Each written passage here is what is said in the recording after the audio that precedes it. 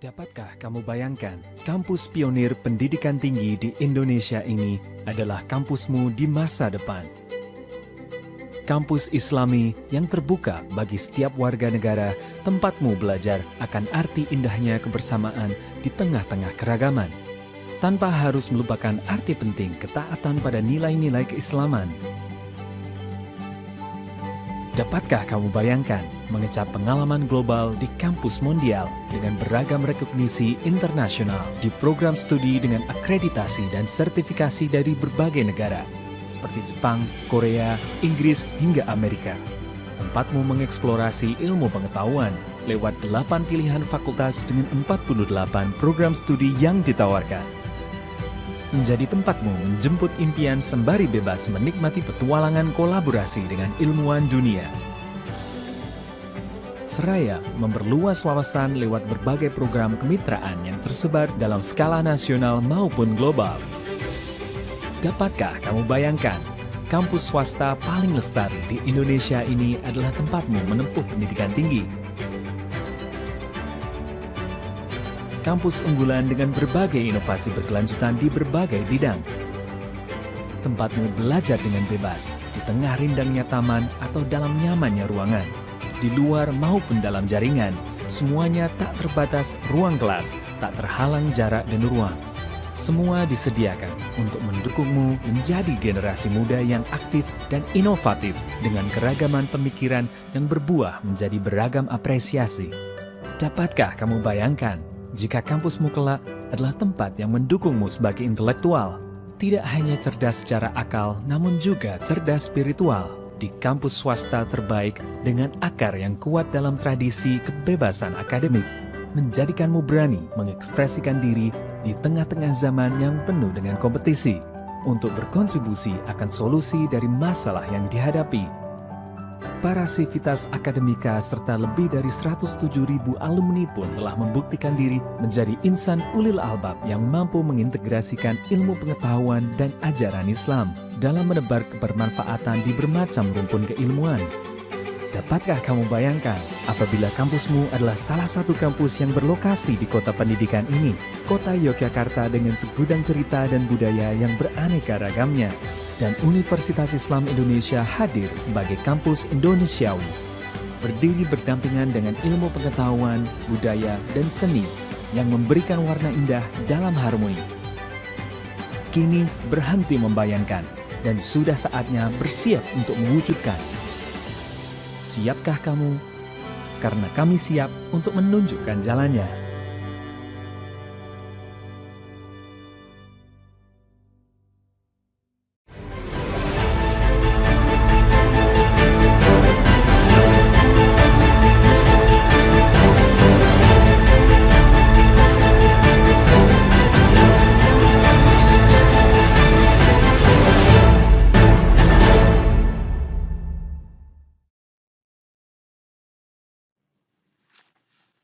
Bismillahirrahmanirrahim. Assalamualaikum warahmatullahi wabarakatuh. Waalaikumsalam warahmatullahi wabarakatuh. Yang terhormat Bapak Dr. Tatang Sabur Julianto selaku Ketua Program Studi Magister Kimia Universitas Islam Indonesia. Yang terhormat Bapak Marciano Wijaya Dirgantara selaku pemateri pada pagi hari ini. Yang terhormat Bapak Ibu dosen yang berkenan hadir. Dan teman-teman serta Bapak Ibu peserta workshop step by step bisnis minyak atsiri yang diadakan oleh Magister Kimia Universitas Islam Indonesia. Alhamdulillahirabbil alamin. Assalatu wassalamu ala asrofil anbiya'i wal mursalin wa ala alihi wa sahbihi ajma'in. Amma ba'du.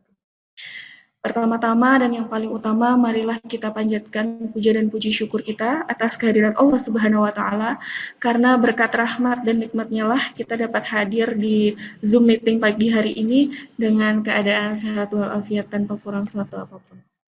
Kedua kalinya tak lupa salawat beriringkan salam tercurah untuk junjungan kita Nabi Allah Muhammad SAW berserta keluarga, sahabat, dan para pengikutnya hingga akhir zaman.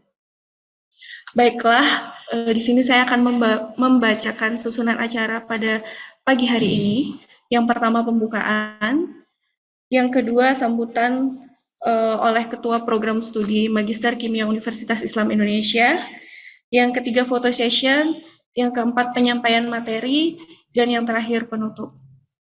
Marilah kita buka acara ini dengan bersama-sama membaca basmalah.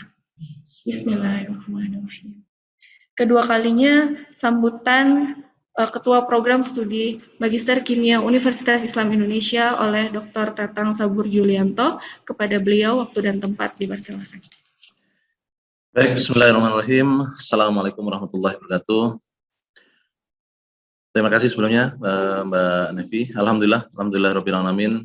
Wassalatu wassalamu ala asrofil anbiya wal mursalin sayyidina Muhammad wa ala alihi washabihi ajmain, amma ba'd. Yang kami hormati Mas Marsiano Wijaya-Dirgantara, atau saya akrab memanggilnya Mas Ano ya. Nanti Bapak Ibu sekalian bisa memanggil beliau Mas Ano ya. Bukan Deno ya, tapi Ano. Oke, dan Ibu Bapak sekalian, para peserta workshop Wirausaha Kimia seri yang kedua ini. Alhamdulillah pada hari ini, kesempatan hari ini, kita dipertemukan kembali pada acara Wirausaha Kimia, ya, workshop Wirausaha Kimia yang secara rutin dilakukan oleh program studi Magister Kimia, S2 Kimia, yang selalu ingin mengetengahkan peran dari kimia terhadap suatu bidang wirausaha gitu ya. Nah, Ibu Bapak sekalian, alhamdulillah pada kesempatan ini kita bisa menyelenggarakan kembali seri yang kedua gitu ya. Yang sebelumnya kita sudah belajar tentang bagaimana membuat bisnis yang terkait dengan keramik ya sebelumnya ya, dan beberapa motivasi yang disampaikan oleh pembicara sebelumnya pada seri yang pertama gitu ya. Hari ini kita akan menengahkan bisnis minyak asiri ya. Karena kenapa kami mencoba menengahkan bisnis minyak asiri? Karena salah satu dari riset unggulan dari program S2 Kimia, program studi S2 Kimia itu adalah salah satunya adalah minyak asiri gitu ya. Jadi ada 3 bidang riset ya yang kita sebut dengan riset ekstensis. Yang pertama, pengembangan minyak asiri dan turunannya menjadi beberapa aplikasi apapun gitu ya. Kemudian ada material untuk energi dan lingkungan, kemudian yang terakhir adalah pengembangan bahan alam untuk kesehatan dan pangan gitu ya. Nah, kami akan mencoba di pertemuan yang kedua, series yang kedua ini, topiknya fokus pada minyak asiri. Nah, alhamdulillah kita sudah hadir di tengah-tengah kita Bapak Marsiano, Mas Marsiano ya, kalau Bapak, tapi anaknya sudah banyak, jadi saya nyebut Bapak aja lah ya, lebih banyak daripada saya soalnya. Oke, Mas Marsiano ya, alhamdulillah beliau ini memang fokus sekali ya mungkin sejak kuliah. Mungkin Mas Marsiano nanti bisa cerita lah bagaimana perjalanannya, kenapa kemudian tertarik dengan minyak asiri gitu ya, dan istiqomah sampai sekarang gitu ya, tidak mau berpindah ke bisnis yang lain gitu ya. Nah, nampaknya ada sesuatu yang menarik di sini ya. Nampaknya minyak asiri ini prospeknya cukup bagus gitu ya. Nah, kami harapkan pada kesempatan workshop hari ini kita bisa mengeksplor apa-apa saja yang harus dilakukan dalam membuat bisnis minyak asiri gitu ya, dan apa saja jenis produk atau jenis bisnis minyak asiri yang ditawarkan gitu ya. Makanya saya berharap Mas Ano bisa memberikan wejangan atau memberikan tip-tip gitu ya terkait dengan step by step bisnis minyak asiri, sehingga kita bisa sehingga sukses gitu ya. Karena kabarnya minyak asiri ini kalau pemain baru bisa sangat kejam jadi ya. Kata orang beberapa seperti itu ya, kalau tidak tahu step by stepnya gitu ya. Nah, harapannya hari ini monggo bisa Ibu Bapak sekalian bisa explore bagaimana membuat bisnis minyak asiri ya. Asiri ini bisa menjadi bisnis yang wangi gitu, kata Mbak Nevi begitu katanya, bisnis yang wangi gitu, sesuai dengan baunya ya gitu. Baik, begitu Ibu Bapak sekalian, tanpa berpanjang lebar kembali, mari kita nikmati sajian dari Mas Marsiano ya terkait dengan bisnis minyak asiri. Mudah-mudahan bermanfaat untuk ibu bapak sekalian ya, dan kami juga mengundang ibu bapak sekalian misalnya ingin mengembangkan lebih lanjut bisnis apapun ya, khususnya minyak asiri dan pangan ataupun material gitu ya, maka bisa bergabung bersama kami di program studi Magister Kimia S2 Kimia, karena kami juga punya beberapa mahasiswa yang dari bisnisnya itu kemudian kuliah S2 gitu ya. Nah, seperti ada Mas Aziz itu yang berasal dari Maluku, beliau punya bisnis yang berkaitan dengan minyak kayu putih gitu ya, ingin menaikkan angka sineolnya, kemudian belajar di S2 Kimia gitu ya, dan alhamdulillah sekarang akan segera menyelesaikan studinya gitu ya. Dulu juga ada seorang dokter kulit gitu ya, namanya Mas Putut gitu ya, Pak Dokter Putut gitu ya, itu juga mengembangkan minyak asiri di UII gitu ya, untuk produknya ya, karena beliau punya klinik kecantikan gitu ya, seperti itu ya, terkait dengan kulit. Nah, beliau membuat produk-produk yang berbasis minyak asiri untuk pengembangan kecantikan gitu ya, yang berbasis alam gitu ya. Dan alhamdulillah beliau sudah lulus dari S2 Kimia gitu. Nah, kami juga mengundang ibu bapak sekalian untuk bisa seandainya ingin mengembangkan keilmuannya bisa bergabung dengan kami gitu ya. Begitu saja saya kira yang bisa saya sampaikan. Saya kembalikan kepada Mbak Nevi sebagai moderator. Selamat menikmati acara hari ini. Terima kasih. Assalamualaikum warahmatullahi wabarakatuh. Waalaikumsalam warahmatullahi wabarakatuh. Terima kasih kepada Dr. Tatang Sabur Julianto yang telah menyampaikan sambutannya. Selanjutnya kita akan melaksanakan photo session. Bagi Bapak Ibu dimohon untuk membuka on cam begitu agar kita dapat melakukan photo session. Silakan Bapak Ibu untuk membuka kameranya. Kita mulai dari slide pertama, nanti sesuai dengan aba-aba saya. Masih ditunggu Bapak Ibu yang belum membuka kameranya.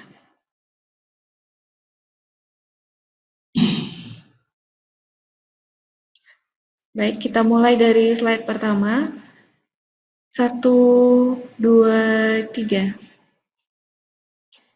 Oke, baik, selanjutnya kita mulai dengan aba-aba saya. 1, 2, 3. Terima kasih Bapak Ibu. Selanjutnya, acara selanjutnya yaitu penyampaian materi oleh Mas Marsiano Wijadirgantara.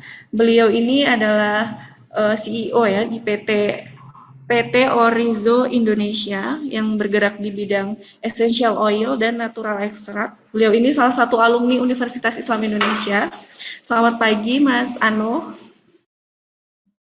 Assalamualaikum. Waalaikumsalam warahmatullahi wabarakatuh.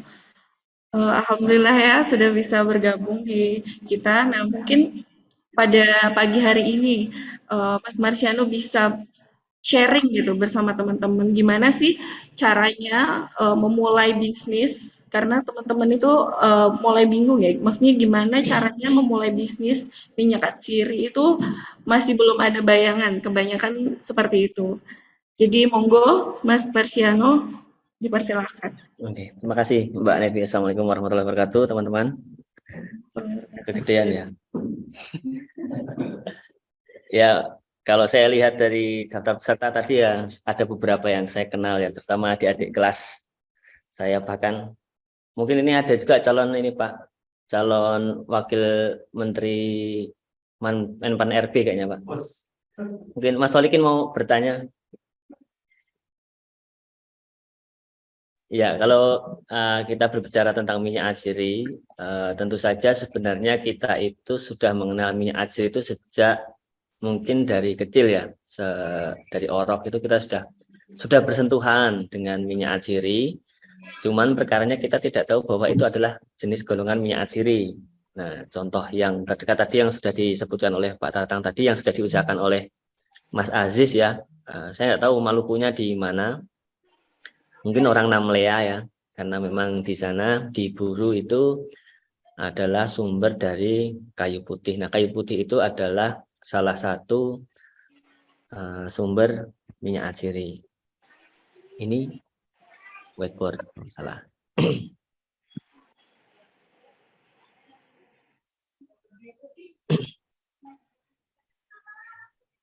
Minyak atsiri itu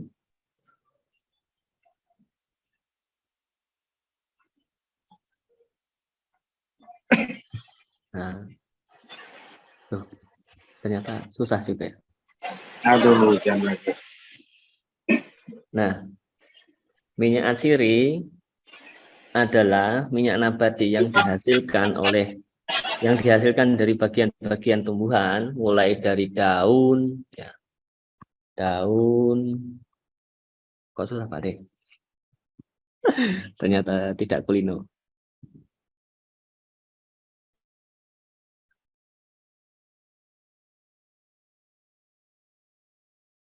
Sahabat.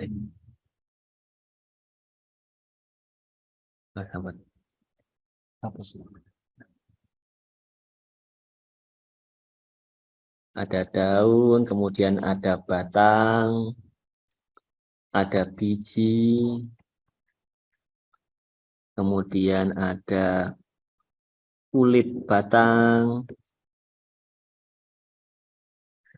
dan bagian-bagian tumbuhan lainnya. Ya, yang bagian tumbuh yang nanti diperoleh minyaknya itu dengan dua cara. Satu adalah distilasi, yang kedua adalah pengepresan. Nah, ini disebut dengan minyak atsiri atau bahasa bantulnya itu adalah essential oil atau terkenalnya EO. Ya, jadi minyak atsiri teman-teman itu adalah minyak nabati yang dihasilkan dari bagian-bagian daun batang, biji, kulit batang sampai dengan bunga, yang prosesnya itu adalah distilasi dan press. Ingat ya, itu adalah definisi standarnya. Nah, kemudian kalau yang dihasilkan dari yang lain, metode lain selain dari distilasi dan press seperti ada enflorasi. Oh, salah. Kemudian ada ekstraksi pelarut menguap.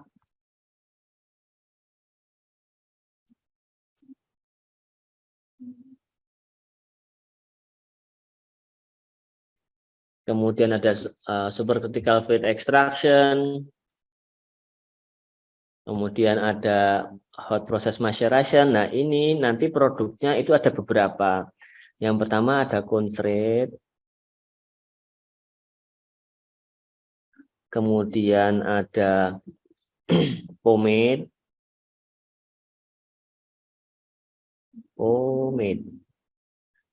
Kemudian ada absolut.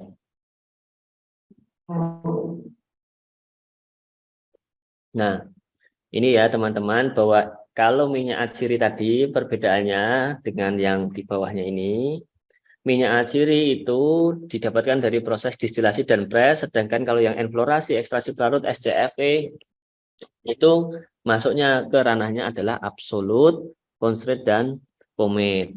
Nah, ini adalah perbedaan dari minyak atsiri itu sendiri. Nah, sebenarnya minyak atsiri itu, sampai sini oke ya? Ada pertanyaan?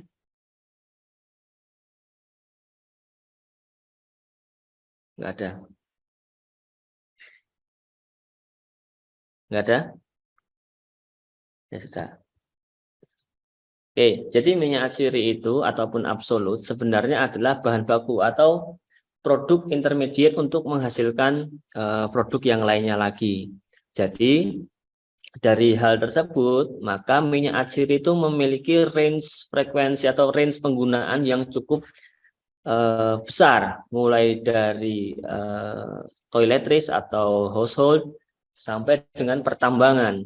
Itu bisa menggunakan minyak atsiri, peternakan, kemudian perikanan, food and beverage, obat-obatan, kemudian di dunia peternakan tadi sudah ya. Nah, itu jadi range-nya itu cukup luas. Nah, tapi apakah minyak atsiri itu hanya lingkupnya hanya di minyak saja? Ternyata tidak. Jadi dari minyak atsiri ini nanti ada beberapa industri turunannya atau derivatif downstream produknya, itu antara lain bisa yang blend, atau itu biasanya untuk perfumery dan household dan lainnya, atau masuk ke F&B. Tapi yang paling luas adalah ketika kita masuk ke industri yang aromatic chemical-nya. Nah, aromatic chemical itu apa? Aromatic chemical itu adalah industri yang berbasis minyak atsiri. Ini kalau ngapus langsung bisa, Pak? Satu-satu ya? Oh ya, maaf ya, pelan-pelan kita ya.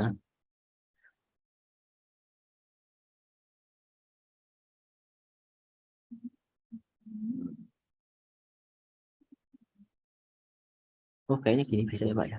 Tambah ini, Pak. Biar cepat. Yes. Ya, kita jadi minyak atsiri ini adalah produk yang dihasilkan itu sebenarnya dia masih bahan baku. Kemudian nanti akan bisa diolah itu menjadi aromatic chemical. Ya. Share-nya nggak next gitu, masih di page yang tadi. Oh, share lagi. Oh, dan.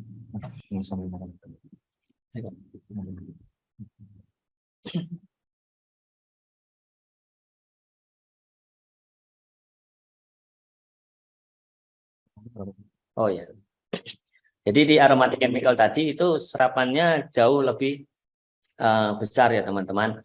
Karena misalnya begini, kenapa aromatic chemical itu dari satu jenis minyak saja itu kita bisa mendapatkan berbagai macam jenis produk. Yang terdekat adalah yang pernah dikembangkan oleh jurusan atau pusat studi kimia UI adalah salah satunya adalah serai wangi. Itu memiliki kandungan yang banyak sekali digunakan oleh teman-teman industri. Misalnya ada citronellal, geraniol, rodinol, ya itu banyak sekali. Itu komponen utama kimianya. Yang itu bisa dijadikan industri tersendiri. Kemudian ada minyak daun cengkeh yang diturunkan juga, atau downstreamnya itu penggunaannya juga luas, terutama di bidang makanan ya, karena turunan dari minyak daun cengkeh itu kita bisa mendapatkan ada eugenol, kemudian ada vanilin, kemudian ada isoeugenol, ada methyl eugenol. Kalau methyl eugenol biasanya digunakan untuk pertanian.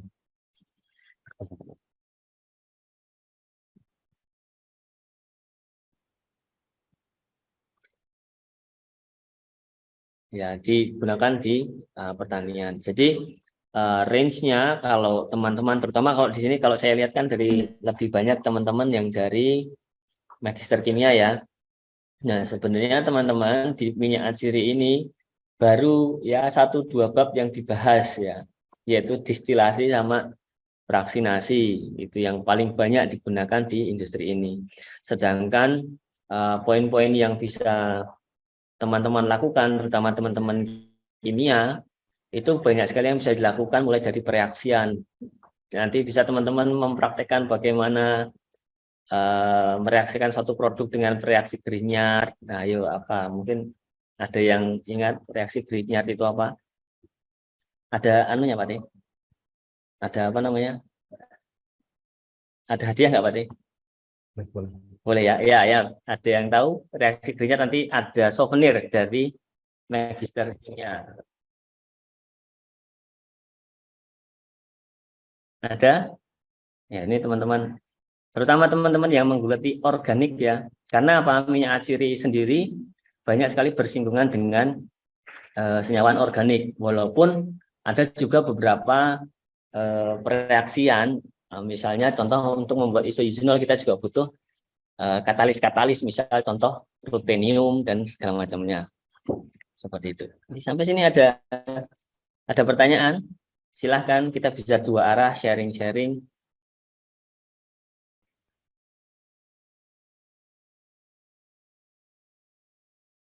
Oh, belum ada. Oke. Gimana, Mbak?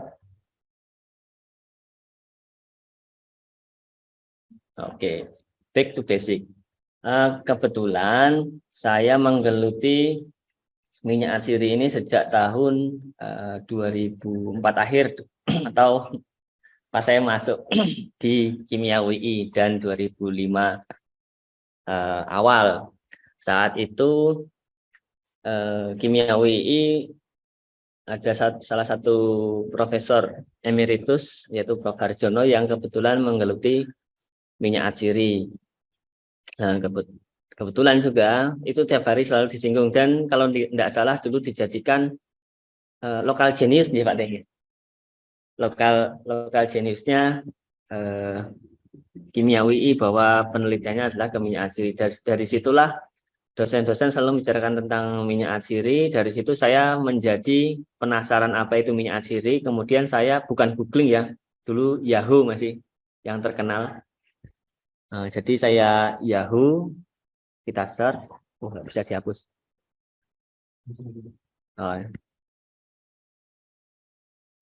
Ya.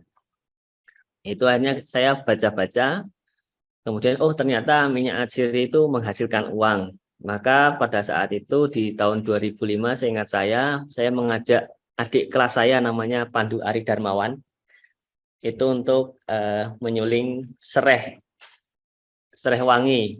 Tapi ternyata yang kami suling bukan sereh wangi karena ternyata sereh itu banyak ragamnya. Nah, dari minyak atsiri sendiri di sini jadi saya yang tadinya tidak tahu pertanian jadi belajar pertanian. Jadi ya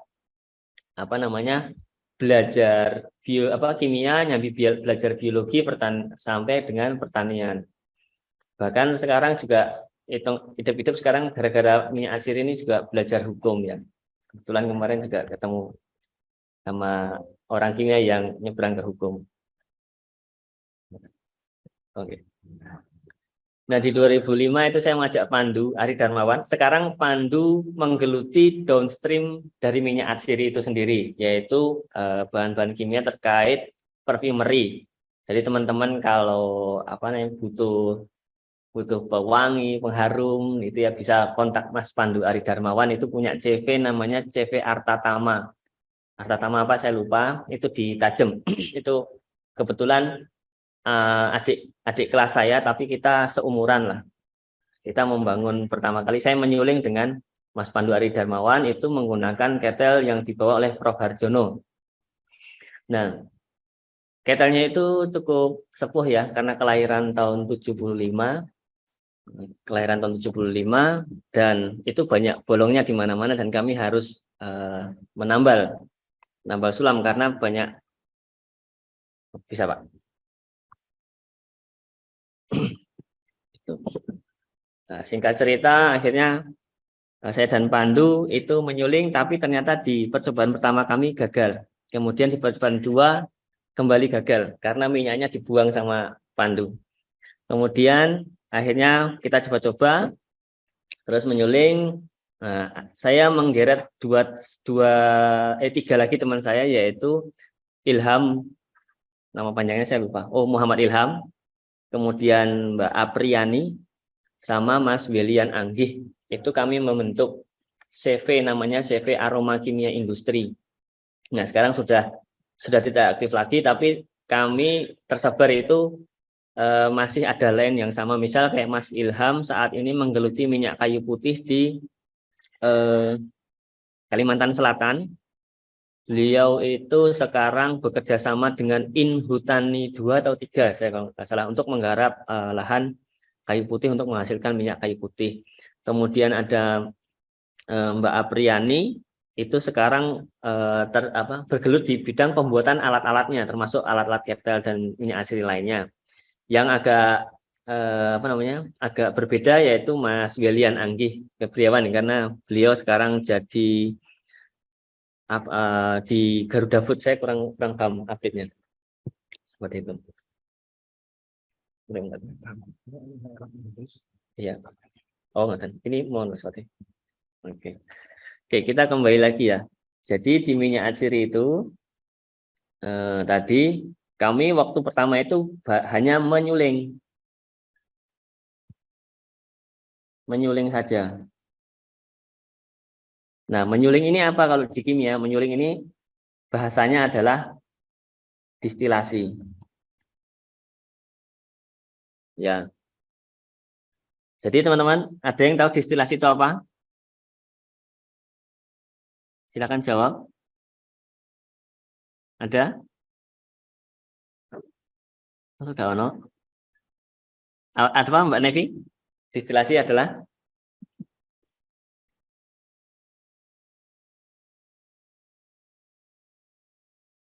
ya. Proses pengambilan minyak ya Mas, dengan menggunakan metode yang penguapan mungkin. Ada beberapa metode destilasi yang saya tahu, mungkin penguapan, terus kemudian ada destilasi apa namanya, kukus. Oh ya. Seperti itu. Destilasi air, kemudian destilasi uap, kemudian destilasi uap bertekanan. Ya, ada lagi yang lain? Bisa membantu Mbak Nevi? Mungkin ini Mbak Zulfa. Apa kabar Mbak Zulfa? Ada Mbak Zulfa di sini ya?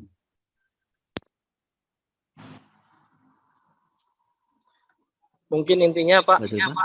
Oh tidak juga. pemisahan berdasarkan perbedaan tipe. Ini distilasi yang biasanya terjadi. Jadi distilasi kan konsepnya adalah pemisahan dari padat ke cairan, walaupun nanti ada distilasi cair-cair.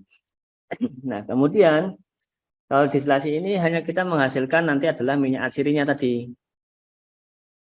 Minyak atsirinya ya. Nah, ini distilasi sama pengepresan. Nah, kemudian industri yang selanjutnya yang paling besar serapannya adalah industri aromatic chemical. Aromatic chemical. Ini cukup besar. Dan teknologinya itu ada satu pereaksian asam basa.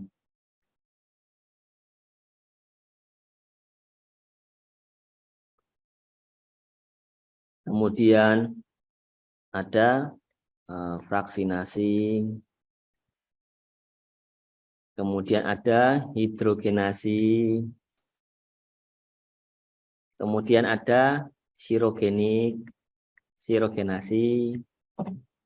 Ya.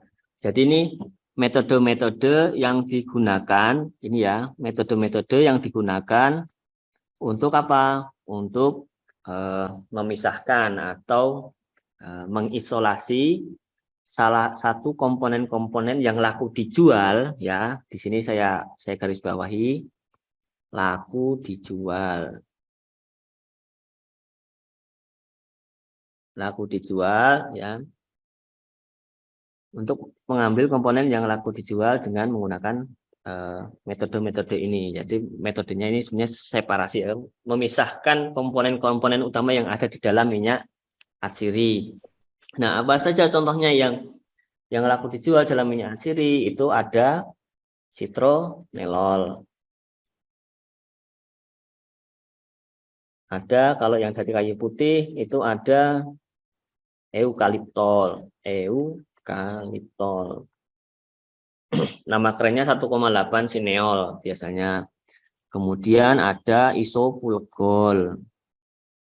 Ada mentol. Nah, jadi banyak sekali sebenarnya produk-produk, dan ini harganya juga lumayan, mulai dari $3 sampai dengan yang termahal mungkin satu senyawan itu sekitar $75. Ini adalah hidroksicitronelal biasanya. Ini digunakan untuk repellent. Hidroksi. Per kilo itu ya. Dalam Pak? Per kilo itu ya. Per kilonya. Ini hidroksicitronelal. Dan ini sebenarnya sangat mudah ya, dari citronelal langsung tinggal kita hidrogenasi saja. Nanti dapatlah hidroksicitronelal. Nah, ini kan sebenarnya ranah teman-teman ya. Ranah teman-teman di kimia itu ternyata peluangnya untuk berwirausaha di bidang ini, bidang minyak atsiri dan turunannya itu cukup luas dan besar. Maka disitulah saya menjadi tertarik gitu ya, dalam bidang minyak atsiri. Setelah saya selami kurang lebih ya sekitar hampir 17 tahun ini, ternyata semakin lama, ternyata kok semakin luas sekali jangkauannya. Tidak hanya distilasi suling menyuling, tidak hanya terperangkap pada kukus, uap, dan rebus gitu. Di pertengahan jalan saya juga jadi memahami bahwa ternyata produk-produknya itu ada yang perlu hidrogenasi, kemudian ada yang perlu pereaksian-pereaksian yang lain, ya banyak sekali di kimia, ada disorder, ngomongnya benar atau enggak nih Pak, nanti dikoreksi mawon. Jadi banyak jenis-jenis pereaksian di kimia itu yang itu kita bisa gunakan untuk membangun usaha ini. Nah, membangun usaha di basic kimia itu kan selama ini selalu terbesit di teman-teman itu selalu usaha yang pabrikan-pabrikan besar ya, high tech dan harus padat modal dan padat karya. Nah, sebenarnya teman-teman juga bisa masuk ke ranah jalur yang artisan atau bukan artisan ya, retailer, karena ternyata banyak juga produsen-produsen UMKM yang berbasis bahan membutuhkan bahan baku untuk householdnya, untuk industri-industri lainnya itu yang berbasis dari dari turunan minyak atsiri ini. Dan kalau umpamanya mereka beli dari pabrikan secara MOQ atau minimal order quantity-nya itu terlalu besar bagi teman-teman UMKM tersebut, maka teman-teman bisa masuk jalur ini untuk membuat satu produk yang itu bisa bermanfaat bagi teman-teman UMKM.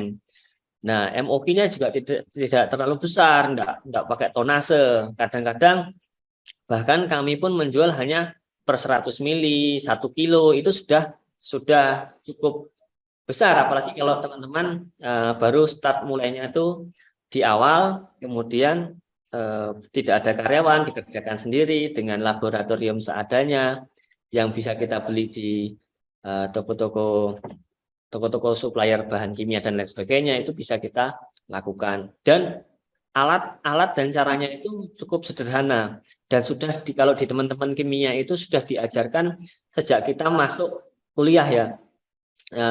Jadi alhamdulillahnya saya di UI begitu masuk itu lab cukup lengkap saat itu, mulai dari lab kimia dasar itu peralatannya juga cukup lengkap, mulai dari yang kecil sampai yang gede-gede yang dibawain sama Bu Nur itu. Kemudian instrumentasinya juga lengkap. Nah, modalnya hanya itu saja sebenarnya kita bisa masuk ke industri aromatik chemical ini. Nah, contoh yang terdekat adalah misal teman-teman misalnya mengisolasi metil eugenol dari kemangi misalnya. Nah, terus dijual kemana? Itu bisa dijual ke pertanian sebagai insect repellent atau insect attractor. Nah, supaya apa? Supaya panenan di pertanian itu menjadi lebih berhasil, tidak diganggu oleh lalat-lalat buah. Karena biasanya yang tertarik pada situ adalah semacam kayak Drosophila melanogaster ya, terus ada ulat geraya itu Spodoptera litura. Nah, itu sangat mengganggu pertanian, dan teman-teman bisa menggunakan minyak atsiri dan turunannya itu untuk membasmi atau mengusir serangga-serangga tersebut sehingga panen akan lebih bagus. Kemudian di dunia energi juga teman-teman juga bisa, misalnya teman-teman memurnikan graniol dari serai wangi. Nah, itu dimasukkan ke industri aditif bahan baku, atau juga digunakan sebagai penarik partikulat air cair pada solar ya, tangki-tangki solar itu teman-teman bisa masuk ke sana karena kebutuhannya juga tidak terlalu besar tapi juga tidak terlalu kecil, dan itu biasanya menyasar pada tangki-tangki industri, yaitu teman-teman bisa menyuplai ke sana dengan kuantiti antara 30 kilo sampai 100 kilo per bulan. Itu sudah cukup menyenangkan kalau untuk ranah UMKM. Nah, tentu saja kan kita juga tidak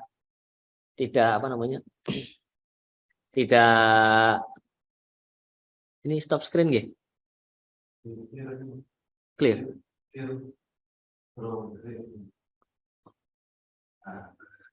Nah, tentu saja kita tidak apa namanya, tidak punya ambisi jangan sampai cuma berhenti di UMKM saja. Tapi kalau pengennya yang santai ya cukup di UMKM saja dengan mengembangkan itu. Tapi kita punya gambaran besar bahwa dengan ilmu yang kita miliki, terutama di kimia sebagai basic ilmunya, itu kembangannya justru meluas ya. Itu bisa kemana saja. Dan teman-teman, saya yakin di magister maupun di S1 kimianya itu cukup mumpuni bergerak di bidang ini, karena kita bahasnya tentang minyak asiri ya, walaupun sebenarnya bisa di bidang yang lain. Tapi di bidang minyak asiri sendiri itu ilmu yang didapatkan dari UII, terutama di jurusan kimia, baik di S1 kimia maupun di magister kimia, atau nanti ada juga di D3 kimia analis, itu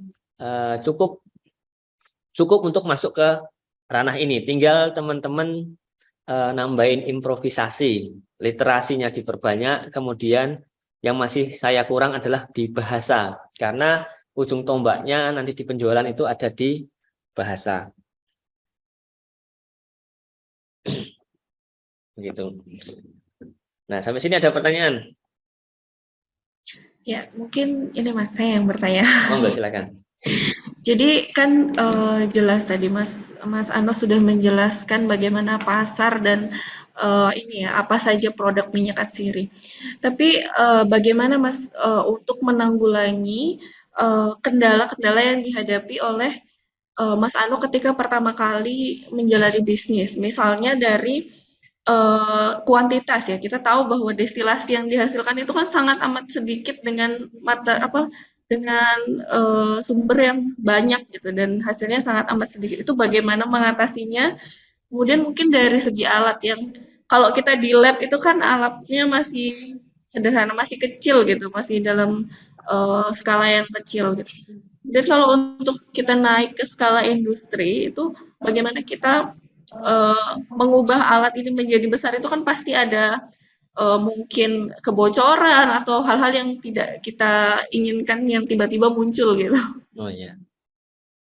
Ya, ini kembali ke pengalaman saya dan teman-teman dulu kami juga bermula mengusahakan minyak asiri ini itu juga dari laboratorium. Dan alhamdulillah dari tim pengajar atau dosen-dosen di kimia UII ini juga cukup support ya saat itu.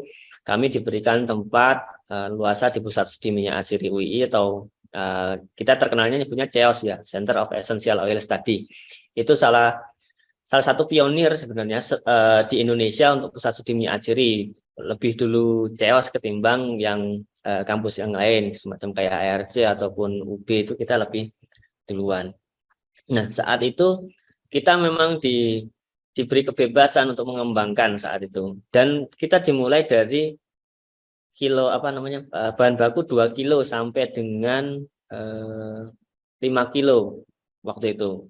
Kemudian kampus mendapatkan hibah yang akhirnya jadi kalau teman-teman nanti jalan-jalan ke Jawa itu ada yang kapasitas 100 kilo. Nah, akhirnya kami menggunakan itu awalnya. Jadi memang yang kami lakukan dulu memang menggunakan laboratorium sebagai titik tolak usaha minyak atsiri. Nah, semakin hari tentunya MOQ-nya semakin besar ya, pesanannya, orderannya semakin besar. Maka untuk mengatasi hal itu ada dua yang saya lakukan. Saya bermitra dengan petani-petani di sekitar kampus. Yang kedua, saya menyewa ketel tambahan. Saat itu saya menyewa di selatan kampus, ini dulu ada penyulingan ya di tempatnya Pak Hari. Nah, itu selain itu saya juga menyewa satu ketel di daerah Salaman di tempatnya almarhum Mbak Ani. Waktu itu yang saya suling di sana itu daun cengkeh, kalau yang kita suling di kampus itu nilam. Karena kebetulan waktu itu memang permintaan nilam cukup banyak. Sampai saat ini pun cukup banyak ya. Permintaan nilam itu per tahun kurang lebih sekitar 1.500 sampai 2.000 ton. Walaupun saat ini di tahun 2022 ini permintaan sedang menurun, mungkin sekitar turun 30%-an daripada tahun sebelumnya. Nah, cara mengatasinya yaitu tadi bekerja sama dengan mitra tani yang lain, atau yang kedua kita memang sewa alat. Dan di situ kami juga belajar ternyata memang alat-alat yang digunakan untuk menyuling itu macam-macam dan ragamnya itu jenisnya itu banyak sekali, sehingga pada satu ketika kami bermitra juga dengan pembuat alat distilasi ya, yang akhirnya teman kami itu dibajak, dalam artian apa namanya, dinikahi oleh si pembuat peralatan tersebut ya, Mbak Apriani itu akhirnya menikah dengan Mas Yayan ya. Itu kalau namanya Tunas Karya. Tunas itu membuat alat saat itu. Itu karena saya dan Mbak Yani itu bolak-balik ke tempat Mas Yayan untuk riset distilasi seperti apa yang paling tepat untuk penyulingan jahe sehingga menghasilkan hasil yang optimal, dan kebetulan juga itu hasilnya saya jadikan skripsi saya. Itu kalau nggak salah dulu ada sekitar 54 jenis percobaan, kalau berkali-kalinya saya lupa, tapi yang jelas udah ratusan kali suling. Tapi yang di ACC sama Pak Tatang itu kalau nggak salah cuma 9 apa namanya 9 percobaan aja dari 54 itu, ada 9 itu. Seperti itu Mbak. Jadi mengatasinya seperti itu. Lama kelamaan yaitu kita mengembangkan di daerah-daerah lain yang dekat dengan sentra bahan baku. Jadi intinya memang kita mulai dari yang langkah kecil. Yang penting kita sudah mengenali pasar, kita sudah tahu kemana kita jualnya. Karena kadang-kadang kita itu ya apa namanya, pengalaman saya pribadi, banyak yang datang ke saya untuk konsultasi, mereka udah buru-buru untuk membuat alat atau membuat ketel penyulingan minyak aciri. Tapi begitu saya tanya berapa luas lahannya, berapa bahan baku yang sudah bisa dihasilkan dalam 1 hari, itu berhenti di situ, mereka tidak bisa menjawab. Maka saya akan selalu sampaikan, lebih baik teman-teman, Mbak, Mas, Pak, Bu, silahkan difikskan dulu seberapa besar bahan baku yang bisa didapatkan dalam 1 hari. Dari situ baru kita nanti berhitung volume atau kapasitas ketel yang akan kita jadikan tempat proses tadi gitu. Jadi kalau maunya dalam 1 hari itu kita cuma bisanya dapat bahan baku itu cuma 100 kilo, ya kita bikin ketel yang 100 kilo atau 50 kilo. Jangan bahan bakunya 100 kilo kita bikin ketel 1 ton. Lah itu nanti kita nunggu 10 hari baru 1 ton kan, baru 1 ton. Kalau 100 kilo baru 10 hari baru 1 ton. Nah itu yang bahan baku yang pertama udah selak bosok dulu, jadi menurunkan kualitas, kemudian menurunkan kuantitas hasil rendemen juga itu berkurang. Maka yang paling pokok di minyak atsiri itu adalah bahan baku, sedangkan alat dan proses itu hanya sekitar 15-20% saja apa namanya? Ya itunya cuma 20%, sisanya itu semua di budidaya dan bahan baku. Nah nanti berbeda ceritanya ketika sudah di vaksinasi. Nah vaksinasi itu nanti apa yang dibutuhkan oleh pasar baru kita buat. Itu nggih. Jadi kalau teman-teman mau mulai di minyak atsiri di penyulingannya, ya ikutlah yang pasarnya sudah banyak gitu. Misal ada nilam, kemudian ada pala, kemudian ada sereh, cengkeh, itu sudah banyak, itu ikut arus saja dulu sementara. Tapi kalau mau ke ranah ke vaksinasi, kita mencari apa yang dibutuhkan oleh konsumen. Kurang lebih begitu Mbak Nevi. Apa namanya ya? Tadi kan bisnis minyak atsiri itu kan beragam ya, mulai dari dari hulu sampai hilir gitu ya. Hulu mulai dari mungkin bahkan orang pertanian ya, menanam gitu ya sampai mendapatkan bibit yang unggul gitu ya. Kemudian penyulingan itu ya, tahapan selanjutnya itu ya, penyulingan, habis itu ada isolat gitu ya. Dari yang kita tahu minyak atsiri itu kan campuran senyawa sebenarnya ya, tidak tunggal ya minyak atsiri itu. Jadi bau itu kan disebabkan oleh banyak senyawa yang berkontribusi sehingga menimbulkan bau tertentu gitu ya. Sereh itu kan karena banyak senyawa, melati, bau minyak melati itu juga karena banyak senyawa. Habis itu kan ada turunan ya Mas Ano ya, ada sintesis mungkin egenol dijadikan isoegenol atau jadikan methylenol, itu kan sudah sangat high tech ya, sudah sangat high tech. Nah ini kalau untuk para pemula nih ceritanya nih ya, apa nih yang kira-kira menguntungkan ya. Mungkin Mas Ano kan sudah punya gambaran jenis minyak asiri yang laku nih di pasaran dan massal nih, ya seperti yang kayak nilam itu kan kebutuhannya cukup besar gitu ya.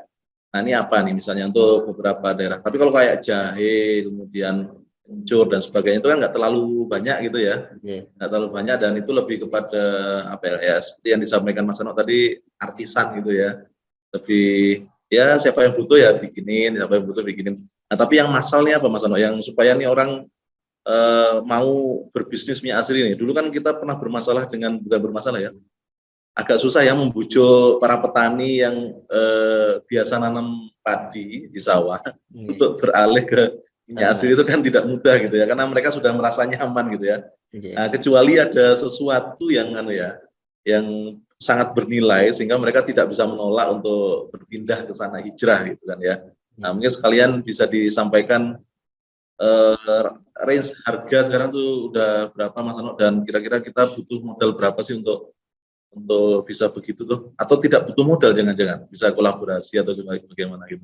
Mungkin Mas Ano, ya sebenarnya kalau kita masuk di penyulingan dulu ya, itu yang paling enak memang kita bermitra dengan petani Pak Teh. Jadi modal kita bisa minimal, kita nanti tinggal pengolahan di proses, karena memang resiko dan biaya paling mahal itu ada di tingkat budidaya atau pertaniannya. Nanti begitu kita sudah dapat bahan bakunya, menyuling itu cukup mudah. 2 hari kita belajar ada, kita sudah bisa gitu. Dan kalau untuk minyak asiri itu kita sementara nggak usah bikin alatnya, kita cari-cari saja dulu sementara yang alat itu mangkrak, Pak De. Jadi bisa kita sewa terlebih dahulu, sehingga meminimalkan biaya yang kita keluarkan. Selain itu kita juga ngetes mental sama ngetes ngetes adrenalin kita di industri ini, karena minyak asiri ini sifat industrinya adalah barrier entry-nya cukup tinggi. Jadi kalau teman-teman masuk ke dunia minyak asiri itu nanti ketemunya juga orang-orang itu lagi. Jadi sebelum masuk bikin alat dan segala macam, mending cari di lokasi tersebut yang sudah ada alatnya, syukur bisa disewa. Nah itu kita main di situ. Kalau memang mentalnya oke ya teruskan dulu sewa situ sampai nanti perhitungannya bisa digunakan untuk teman-teman investasi alat di tempat tersebut, atau ngenteni, atau apa ngenteni itu beli yang tadi itu, yang teman-teman sewa itu dibeli seperti itu. Nah, kalau yang ikut arus pasar yang terbesar tadi yang sudah disebutkan sama Pak Tatang adalah isogenol dan isogenol dan segala macamnya. Dan ini sebenarnya bagi teman-teman kimia itu prosesnya mudah sekali Pak Teh. Karena waktu masih mahasiswa itu di belakang tuh ya, di CEOS itu kita bikin isogenol. Kita sudah jual isogenol ya dengan proses asam basa, dan itu perhitungannya ya gampang, stoikiometri aja. Maksudnya NaOH-nya berapa, asamnya berapa, nanti itu bisa dilakukan oleh teman-teman gitu, dan itu cukup mudah sekali karena itu pereaksian asam basa biasa. Dan itu tidak berhenti cuman sampai yang di drum-drum belakang itu Pak Teh. Kita sempat kita yang industrinya sampai dengan 7.000 kg. Waktu itu yang nangani adik kelas saya juga, namanya Sabto siapa namanya? Sabto Gondrong dulu. Saya sekarang sih udah potong ya. Sabto siapa ya? 2013 itu dulu saya minta Sabto untuk membantu saya untuk proses isogenol volumenya 7.000 kg per batch. Jadi dalam 3 hari itu kita sudah bisa menghasilkan sekitar 21 ton. Nanti kalau umpamanya 70%, nanti hasilnya sekitar 60 sampai dengan 70% tergantung kadar isogenol yang ada. Itu kita mendapatkan produk itu isogenol, sama yang keduanya adalah clofterpen. Itu juga laku di pasaran. Nah, clofterpennya itu juga nanti bisa kita pisah-pisah menjadi seperti kayak karen, humulen. Yang kalau nggak salah yang karen itu bisa juga untuk malaria gitu. Gitu. Jadi banyak sekali, dan teman-teman bisa mulai dari yang termudah bisa isolasi. Banyak juga kok perfumer di dunia itu, teman-teman bisa masuk ke komunitas perfumer, salah satunya ke Bisnote.net, Itu banyak sekali mereka membutuhkan isolat natural yang mereka beli itu cuma sekitar 5 mili, 10 mili, itu teman-teman bisa kreasikan dengan menggunakan kolom-kolom Vigrox itu kan daripada nganggur. Kemudian itu bisa teman-teman misahin satu-satu seperti itu dan akan menghasilkan aroma-aroma yang berbeda. Atau dengan menggunakan katalis kemarin, kalau nggak salah saya baca punyanya Mas Yogo itu yang terbaru nih kalau nggak salah, itu juga bisa menghasilkan aroma dengan disetrum juga kalau nggak salah, di apa namanya, di elektrolisis dan segala macamnya, itu bisa menghasilkan aroma yang berbeda. Nah ini sebenarnya menarik dan belum ada yang main di ranah itu. Nah jika teman-teman dari di magister ini juga atau ada yang tertarik, itu kita bisa masuk ke ranah itu, ke ranah retail yang mungkin bisa kita masuk antara 5 sampai dengan 20 kilo per bulan. Itu sudah lumayan oke. Misal contohnya kita jualan Andeka Lakton atau Gamma Lakton, itu yang per kilonya 12 jutaan. Itu kan kalau 60 kilo aja udah lumayan gitu. Maksudnya dikerjakan sendiri, di packing sendiri, dikirim sendiri, 12 juta kali 20 kilo aja udah 240 juta kan. Nah, anggaplah 30%-nya dari 240 juta kan berapa itu, berapa 12 36. Ya dapat 36 juta sebulan lah. Sudah ibaratnya sudah ngalang-ngalai inilah, sudah ngalang-ngalai UMR Karawang kan gitu. Dan itu dikerjakan. Dan itu pernah saya kerjakan ya, pernah saya kerjakan sewaktu saya masih anak 1 sampai 2 itu saya masih mengerjakan itu. Nah, cuman memang kalau pas ini memang harus tahan mental ya, karena kelihatannya kita cuma tidur-tidur aja di rumah gitu. Maksudnya pekerjaannya itu sangat santai dan mudah sekali kita aplikasikan. Hingga suatu ketika ibu mertua saya bilang, "Mbok golek gawean ora turu-turu wae." Lah disitulah saya mulai dari artisan berpindah ke ranah yang ranah bulk curah. Walaupun dulu waktu di kampus juga sudah mulai curah, kembali ke artisan, kemudian kembali lagi ke curah sampai saat ini. Sampai saat ini kami sudah masuk ke industri turunnya ya, ke aromatic chemicalnya. Kita ada alat untuk molecular distillation, kemudian ada short part distillation, kemudian ada falling film extraction, kemudian kita juga ada fraksinasi. Di range kapasitasnya mulai dari 20 kilo terkecil sampai dengan 1000 liter. Itu yang paling besar. Dan untuk penyulingan sendiri kami sudah tersebar itu hampir di seluruh Indonesia, terbesar memang di Sulawesi untuk nilam. Untuk kepalanya kita tersebar di Jawa sampai Sumateranya mentok sementara masih di Lampung, belum bisa sampai ke Tapak Tuan. Tapi range-nya itu untuk pengembangan itu seperti itu Pak T. Jadi kita kalau mau mulai awal-awal ya kita ngikuti apa yang di pasar. Nanti kalau sudah aman, modal oke, kita mulai penjajakan ke pasar-pasar yang tadi, yang kembali yang ke kecil-kecil lagi, tapi harganya itu di atas itu. Kan kerasa Pak T, antara misalnya minyak cengkeh sekarang harga 170.000 dengan minyak masoy yang 4 juta. Nanti jual Andeka Lakton 10 sampai 12 juta. Itu kan kerasa banget range-nya. Dan itu kebutuhannya juga ya, walaupun itu ada yang membutuhkan industrinya besar, misal kayak Andeka Lakton, Dodeka Lakton, dan ya turunan-turunan masoy itu kan untuk perasa kayak perasa flavor di barbecue, kemudian keju, itu kan menggunakan itu ya, susu dan segala macamnya menggunakan itu. Tapi ada juga perfumery yang memang hanya membutuhkan 5 mili sampai dengan 100 mili, dan itu kita telateni aja sudah enak. Hanya berbekal modal glass beaker, kemudian Erlenmeyer, kolom Vigrox, vakum, itu yang bisa murah, dan kita mungkin bisa menggunakan laboratorium di kampus untuk kerjasama seperti itu. Kemudian teman-teman bisa mengembangkan itu. Nanti kalau sudah 1 tahun 2 tahun cash flow-nya bagus, teman-teman bisa mengembangkan, bisa menarik minat para investor. Mungkin itu Pak T. Mungkin Mas Aziz ada raise hand untuk Ya, bertanya, monggo. silahkan.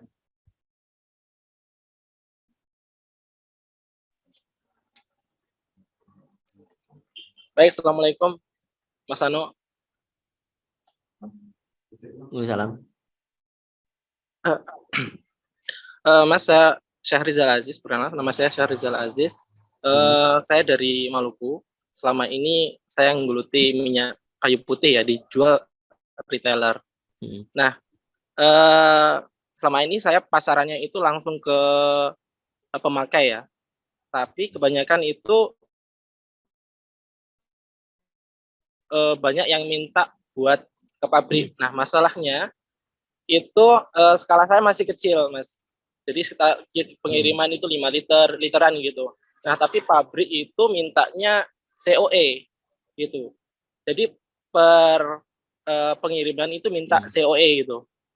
Nah, saya rasa kalau skala kecil kayak gitu pembuatan COE itu mahal sekali ya, Mas. Jadi kayak nggak ada untungnya gitu loh, Mas. Nah, menurut pengalaman Mas Ano itu gimana ngatasi kayak gitu supaya saya bisa improve ke skala industri gitu, Mas. Terima kasih, Mas. Siap, sampai saya.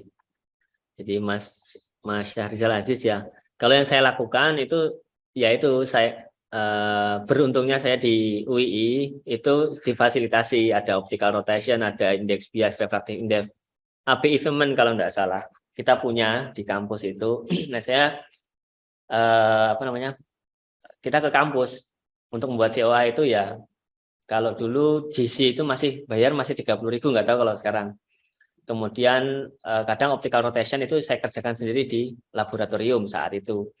Sambil mengumpulkan ya nanti beli. Kalau COE kan minimal kan optical rotation sama indeks bias ya. Kalau nanti senyawaannya biasanya saya untuk kayu putih menggunakan meter lab atau alkohol meter untuk pendekatan berapa banyak berapa tinggi kadar sineol yang terdapat di dalam minyak kayu putih. Nah, itu nanti baru saya buatkan COA. Nah, COA itu biasanya sebenarnya bisa dari kita pribadi, yang penting kita menjamin bahwa itu asli, mutunya bagus, seperti itu. Begitu Mas Syahrizal Aziz. Tapi kita tetap harus kalau kita belum bisa beli sendiri ya kita bisa titipkan ke kampus-kampus. Cenderung lebih murah ketimbang kita ke badan surveyor yang sudah nasional yang besar seperti itu. Begitu Mas Aziz. Baik, Mas. Makasih, Mas. Iya, sami-sami. Di Namlea kah? Iya, Mas, di Namlea. Oh, saya ada kawan di situ. Sebenarnya kalau minyak kayu putih yang saya ini itu dari seluruh Namlea. Jadi minyak kayu putih itu sebenarnya bervariasi. Kalau di Pulau Buru itu ada yang dari pedalaman itu kualitas sinolnya rendah banget, itu sekitar 50 ke bawah. Kalau yang di Namlea ya itu di atas 60-an. Ya, itu satu peluang tersendiri, Mas. Jadi kan biasanya minimal kita diterima kan di 65 ya, 55-65% kan? Ya, 55 sampai 60. Ya, sedangkan di tengah itu kadang kan sineolnya cuma 45. Nah, jenengan bisa main stoikiometri di situ untuk blending. Jadi nanti supaya apa? Supaya yang bawah juga keangkat, yang atas turun. Jadi blending supaya spesifikasinya sama untuk bisa diterima pabrikan. Dengan begitu volume yang Mas Aziz jual bisa lebih dari 5 kilo. Bisa kita kita hitung di Namlea kemungkinan ada sekitar ya antara 30-an penyuling ya kalau nggak salah. Kalau umpamanya per penyuling itu 5 kali 30 aja sudah ketahuan 150 kg ya per hari. Misal. Nah, itu Mas Aziz bisa blend di sana. Blending untuk menyamakan spesifikasi. Ya, menyamakan spesifikasi nanti baru ditawarkan ke pabrikan. Kurang lebih gitu Mas Aziz. Oke, Mas, makasih, Mas. Ini sama-sama. Ini ada lagi? Solikin ini kemarin katanya mau tanya-tanya itu. Oke, siap. Assalamualaikum warahmatullahi wabarakatuh. Waalaikumsalam. Gimana Pak Wamen? Ya, terima kasih atas waktunya Mas Hano, Pak T, dan host. Jadi gini Mas, kalau saya ngelihatnya minyak atsiri ini kan memang potensial banget ya, dan teman-teman juga saya rasa udah bisa semua. Cuman saya pengen tahu nih sejarahnya Mas Hano membuka pasar dari artisan sampai ke industri, gimana prosesnya dulu Mas? Oh ya. Kalau untuk pasar artisan saya dengan komunitas-komunitas kalau yang artisan.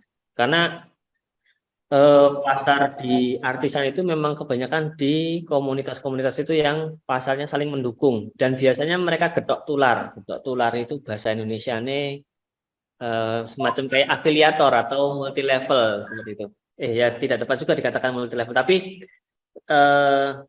mulut dari mulut ke mulut dikasih tahu, oh saya dapat minyak dari Anu, dapat minyak dari Anu. Nah, itu lama-lama itu menjadi cukup terkenal, cukup dikenal. Kemudian di komunitas itu kita juga harus aktif meladeni pertanyaan, terus kemudian kalau ada juga sharing ilmunya di sana, kemudian bagaimana cara pengolahan itu. Kalau teman-teman di luar negeri itu akan lebih tertarik pada cerita, bagaimana kita mengemas cerita pada produk tersebut. Misal contohnya kita jualan gaharu, ya kan? Oh, gaharu ini kita ambil dari mana? Oh, ambil dari Rimbo Bujang. Rimbo Bujang itu daerah Jambi, luasannya seperti ini, suhunya seperti ini. Kenapa? Apa namanya? Tumbuhnya seperti apa? Kemudian usia gaharunya sudah berapa? Ditebang karena apa? Itu kita kemas menjadi suatu cerita sehingga teman-teman itu tertarik dan ingin mencoba. Oh, seperti apa sih aromanya? Itu yang biasanya artisan seperti itu konsepnya. Nah, beda cerita kalau maunya kita masuk ke ranah curah ya, pabrikan besar. Nah, itu yang biasanya dari pabrikan itu mereka sudah memberikan spesifikasi standar seperti apa yang akan diterima oleh pabrikan. Nah, di situ kita tinggal cari minyak yang ada di bawah atau di Indonesia, kemudian kita blending. Kalau kita kirim sampel namanya PSS sampel, postscript sampel. Nah, kalau cocok baru kita kirimkan. Begitu Mas. Jadi kalau kita buka pasar ya komunikasi, korespondensi.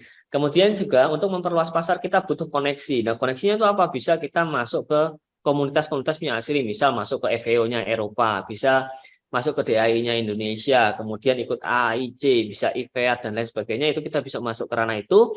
Di sana itu terkumpul banyak sekali pemain-pemain minyak asiri, dan biasanya terjadi dealing di satu konferensi yang terdekat kemarin di Semarang ya. Di Semarang itu juga cukup besar juga hasil dealingnya dari mereka kalau nggak salah sih mungkin lebih dari sekitar 12 miliar lebih lah mereka kemarin yang terakhir yang saya pantau, tapi saya rasa lebih dari 12 miliar. Begitu Mas Solihin. Iya Mas. Iya Mas, kan kalau kita bekerja sama Kementerian dalam petani, pastikan petani-petani itu juga butuh kepastian Mas. Jadi menurut Mas nih dari yang ada kan kita harus memberikan kejelasan kepada petani-petani bahwa pasarnya itu ada. Jadi menurut Mas kejelasan pasarnya dulu atau produksinya dulu Mas? Karena kita juga butuh MOU untuk penguatan sebagai penjamin lah buat masyarakat bisa beralih ke minyak asiri Mas. Ya, kalau dari saya yang pernah saya lakukan adalah purchase order dulu yang kita atau pasar dulu yang kita pegang, karena kita harus memproduksi apa yang laku di pasaran. Seperti itu. Nah, biasanya kalau memang itu belum ada ya kita test case saja, kirim-kirim sampel itu yang banyak. Itu memang menguras harta dan tenaga, tapi itu memang bisa dan harus dilakukan seperti itu Mas Solihin. Yang pertama dipegang adalah pasarnya terlebih dahulu, baru kita penguatan ke petaninya. Dengan begitu kita lebih aman. Jangan sampai kita sudah nyuruh petani nanam ya, beberapa kejadian kemarin juga pernah kita alami, begitu waktunya panen ternyata tidak siap di pasar, itu yang terjadi. Dan contoh yang terdekat mungkin Mas Solihin juga mengalami itu yang porang itu ya. Wah, banyak sekali. Nah, jadi model-model macam monkey bisnis seperti itu kalau bisa memang dihindari. Kalau bisa memang untuk penanaman minyak asiri ini dicari lokasi yang memang marginal, yang nanti hasil dari perkebunan minyak asiri itu nanti bisa ditandingkan dengan komoditi lain, misal ke singkong atau ke singkong atau yang lain lah yang di situ tadinya menanam itu, nanti kita hitung, atau tebu atau lain sebagainya. Seperti itu Mas Solihin. Untuk penguatan di rakyat ya. Nah, kemudian juga bisa, siap. Terima kasih, bisa juga Mas Solihin mengembangkan sirkular ekonomi di minyak asiri. Jadi sirkular ekonomi itu mulai dari budidaya sampai penyulingan nanti sampai itu berputar di ranah itu. Misal contoh yang terdekat dan sudah diimplementasikan itu Sereh Wangi. dari serai wanginya disuling, nanti habis suling diberikan ke ternak, dari ternak nanti pupuknya itu masuk lagi ke pertanian. Dan itu muter di situ. Itu sudah dikembangkan Mas Solikin. Mungkin bisa ditiru dan dikopi. Jangan bisa kontak ke gedung Kementerian Pertanian lantai 5 sayapnya saya lupa, nanti masuk aja ke ruangan Dewan Asiri, nanti ke sana bertemu dengan Ibu Marni atau Ibu Nuri, nanti coba diskusi lebih lanjut seperti apa. Dan kalau tidak salah program tersebut juga didukung oleh CBI ya. Saya lupa nama panjangnya apa. Tapi CBI itu konsultan bisnis untuk UMKM untuk diekspor. Mungkin bisa kerjasama juga. Nanti bisa menghubungi Bu Maria Saputri. Kalau nggak salah dulu juga Mas Solikin pernah bertemu. Begitu Mas Solikin. Bu Maria siapa Pak? Maria Saputri. Maria Eka Putri. Ya. Tahu ya? Kayaknya pernah ketemu juga. Iya Mas. Oh iya, untuk yang tadi serai wangi, tadi kan memang kita sudah mau mencoba ke arah sana Mas, membuat satu ekosistem yang berkelanjutan dan zero waste. Ya. Cuman kendalanya saya pribadi ini mungkin karena keterbatasan saya untuk pengelolaan limbah dari limbah serai itu menjadi pakan itu terkadang masih belum bisa Mas. Memang kita menggunakan fermentasi, tapi untuk pengemukan nggak dapat Mas. Mungkin kalau kita larinya ke breeding masih bisa Mas. Oh, kalau serai wangi itu begitu selesai menyuling itu langsung kasihkan ke sapi. Mas Solikin bisa tanpa harus fermentasi, itu meningkatkan nutrisi untuk terutama untuk sapi-sapi perah. Kalau ada waktu silahkan jalan untuk lihat yang sudah jadi. Maksudnya itu sudah dilakukan sejak mungkin 5-7 tahun ke belakang. Itu di kebun percobaan Manoponya Balitro di apa senenge? Di Puncak, bukan Puncak, di Lembang. Ya, nanti ke kebun percobaan Manoko punyanya Balitro, sekarang namanya Brin. Tapi masuk aja ke sana itu sudah ada circular economy. Jadi setelah selesai menyuling itu langsung dikasihkan ke ternak sapi. Dia itu susu dan proteinnya itu meningkat. Dan nanti yang dikembalikan ke pupuknya itu adalah kotoran urin sendiri sama kotorannya. Begitu Mas. Oke, siap Mas. Terima kasih Mas. Oke. Ya, monggo Mas Fadli.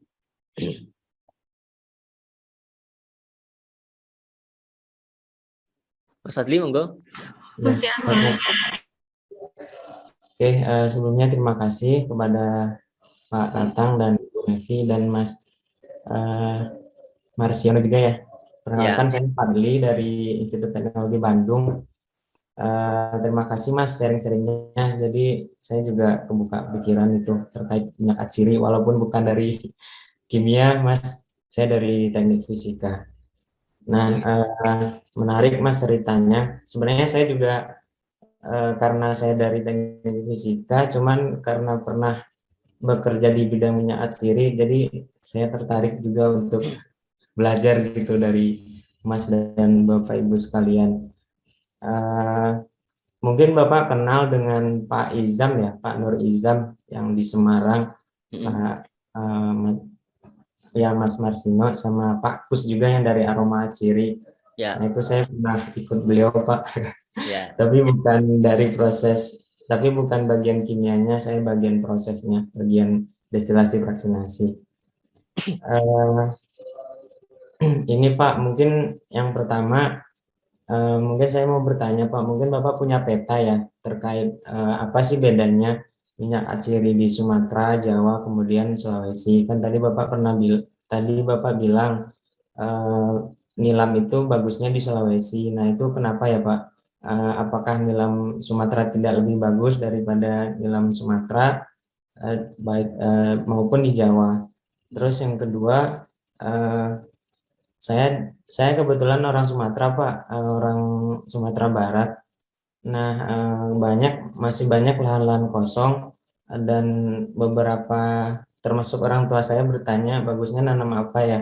Saya sebagai orang awam dan tertarik di minyak atsiri, ya udah Pak tanam aja minyak atsiri, serai, nilam ataupun apa yang lagi rame Pak, pala ya, minyak pala. Nah, cuman kan kadang petani bertanyanya seperti ini, Pak. Itu randemennya berapa gitu. Misalnya kita tanam 1 hektar, itu randemen minyak yang dihasilkan berapa. Nah, kan kadang petani lahannya sedikit ya, Pak ya. Enggak puluhan hektar, bahkan juga ratusan hektar. Nah, mereka pasti tanya randemennya. Nah, terus yang ketiga, eh, Bapak Bapak di awal merintis usaha ini itu modalnya berapa ya, Pak ya?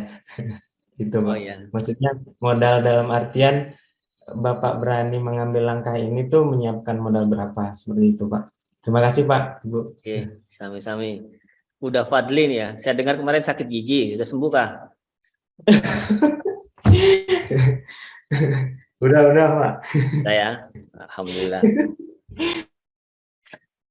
Ya, ya. Ya tadi sebenarnya nilam itu bukan terbagus dari Sulawesi ya, tapi terbanyak. Tapi kalau kita mengacu pada parameter yang ada, memang untuk volume kebutuhan dunia saat ini memang dipenuhi oleh Sulawesi. Sumatera tentu bagus. Terutama Sumatera ini sudah memiliki pasar yang apa ya istilahnya, dia mau nggak mau produk itu harus pakai nilam Sumatera. Dan biasanya nilam Sumateranya itu bahkan bukan dari Aceh, dari Bungo malahan.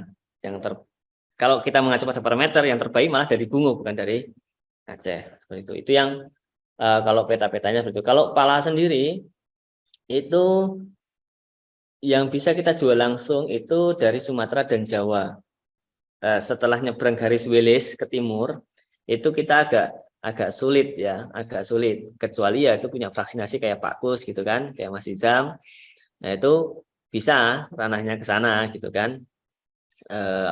Untuk penghilangan yang menjadi kendala adalah ketika masuknya pasarnya flavor, masuknya ke flavor, maka tidak boleh ada saffron dan methylenol. Nah itu yang jadi maka harus dipisahkan. Kenapa? Pala-pala dari garis Wilis ke timur itu ME sama SF-nya cukup tinggi, di atas 0,5%. Bahkan ada yang terakhir itu saya dapat sampai 5%, dan itu harus dihilangkan. Dan ada tambahan kos di sana. Begitu, udah Fadli.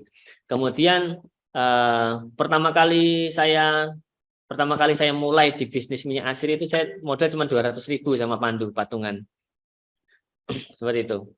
200 itu tahun 2005. Nah, kemudian dari situ saya ikut PKMK namanya, Pekan Kreativitas Mahasiswa Kewirausahaan. Saat itu dapat tambahan 6 juta rupiah.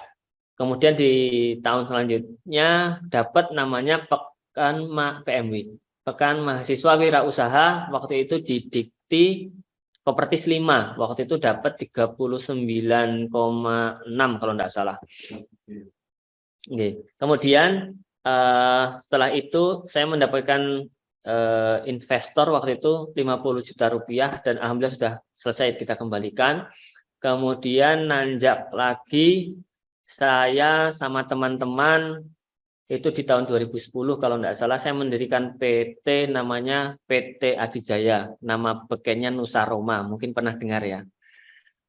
Nah, saya berempat waktu itu, saya, Mas Dimas, Mas Izam, Pak, sama Mas Aryo, ya, bos jembling dia, itu berempat. Kemudian kami membuka pertama kali saat itu nilam di Sulawesi saat itu. Partner kami waktu itu adalah Van Aroma sama Pemalang Agrowangi. Saat itu berjalannya waktu, saya resign di 2000, saya lupa berapa. Terus kemudian saya menjalankan perusahaan sendiri. Saya bikin Orizo. Orizo ini sebenarnya dari singkatan Oil of Rhizome. Jadi yang saya spesifikasikan saya masuk ke produk adalah minyak empon-empon atau minyak yang dari rimpang-rimpangan. Kenapa? Karena di Indonesia tidak ada yang main saat itu. Saat itu banyaknya yang bermain, terutama yang jaya ya, itu kita masih mengambil ampasnya Sido Muncul. Tahun itu masih banyak ampas Sido Muncul masih keluar. Kalau sekarang sudah tidak bisa keluar karena sudah SHIP punya.